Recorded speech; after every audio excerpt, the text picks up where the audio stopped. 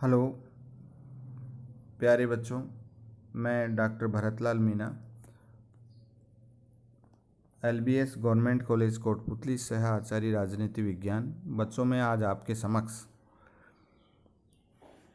BA part द्वितीय के प्रथम प्रश्न पत्र विश्व के प्रमुख संविधान के अंतर्गत अमेरिकी संविधान में सीनेट की शक्तियां और कार्य के बारे में बताना चाह रहा हूँ। सीनेट की शक्तियां और कार्य। फिलाडेल्फिया सम्मेलन के सदस्यों द्वारा अमेरिकी संविधान का निर्माण करने में शक्ति विभाजन सिद्धांत के साथ साथ नियंत्रण और संतुलन के सिद्धांत को अपनाया गया था। उनका विचार था कि राष्ट्रपति और प्रतिनिधि सभा दोनों पर ही अंकुश रखने वाली एक संस्था होनी चाहिए, जैसे इन दोनों में कोई भी संस्था निरंकुशता की प्रवृत्ति को न अपना सके। सीनेट की रचना एक ऐसी संस्था के रूप में की गई है। लॉर्ड ब्राइस के शब्दों में, सीनेट शासन में गुरुत्वाकर्षण का केंद्र है। एक ओर तो वह प्रतिनिधि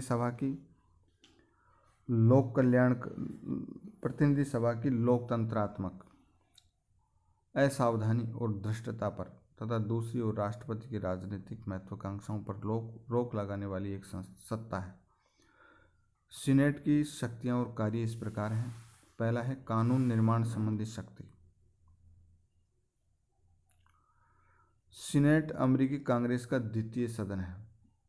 पहले पॉइंट वाइज बता देता हूँ बच्चों कि कानून निर्माण संबंधी शक्तियाँ। पहला, अमेरिकी सीनेट की शक्तियाँ और कार्य में पहला है कानून निर्माण संबंधी शक्तियाँ, दूसरा है कार्यपालिका संबंधी शक्तियाँ, और तीसरा है अन्वेषण की शक्ति, चौथी है न्यायिक शक्तियाँ, और पांचवी में अन्य शक्तियाँ को ले सकते हैं।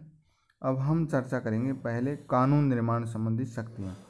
अमेरिकी सीनेट कांग्रेस का द्वितीय सदन है और सामान्यतः वर्तमान समय में प्रजातंत्रात्मक देशों में व्यवस्थापिका के द्वितीय सदन को कानून निर्माण में गौण स्थिति ही प्राप्त होती है, लेकिन अमेरिकी सीनेट के संबंध में ऐसी स्थिति नहीं है। मुद्रो के शब्दों में कह सकते हैं कि ये कांग्रेस की एक समान पदी शाखा है, अधीन नहीं, और निम्न सदन के साथ राष्ट्रीय कानून निर्माण के कार्य में साझेदार है।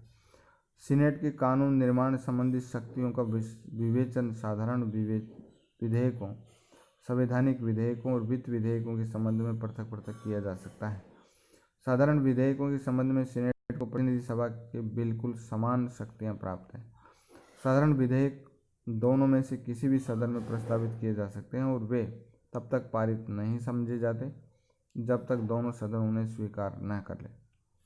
संवैधानिक विधेयकों के संबंध में भी दोनों की स्थिति पूर्णतया समान है। संविधान में संशोधन विधेयक दोनों में से किसी भी सदन में प्रस्तावित किए जा सकते हैं और ऐसा प्रत्येक विधेयक पारित समझे जाने के लिए आवश्यक है कि उसे दोनों सदन अपने अपने 2/3 बहुमत से पारित करें। वित्तीय विधेयकों के संबंध में संविधान प्रतिनिधि सभा को अवश्य ही कुछ उच्च स्थिति प्रदान करता है। संविधान के अनुसार वित्तीय विधेयकों का सूत्रपात प्रतिनिधि सभा में ही हो सकता है, सीनेट में नहीं। किंतु संविधान ये भी कहता है कि सीनेट वित्तीय विधेयकों में अन्य विधेयकों की भांति संशोधन कर सकती है या उन्हें अस्वीकार कर सकती है, और वित्तीय विधेयक तभी पारित समझा जाएगा जबकि कांग्रेस के दोनों सदन उसे स्वीकृति प्रदान कर दें। सीनेट ने वित्तीय विधेयकों के संशोधन करने के अधिकार का अर्थ ये लगाया है कि वह उसके पास भेजे गए बजट या अन्य विधेयक को नए सिरे से बनाने का अधिकार रखती है। कभी कभी तो सीनेट किसी वित्तीय विधेयक को इतना संशोधित और परिवर्तित कर देती है कि संबंधित विधेयक के शीर्षक के अतिरिक्त और सब कुछ परिवर्तित हो जाता है। उदाहरण के लिए, एक राजस्व विधेयक में सीनेट ने 847 संशोधन प्रस्तावित किए थे।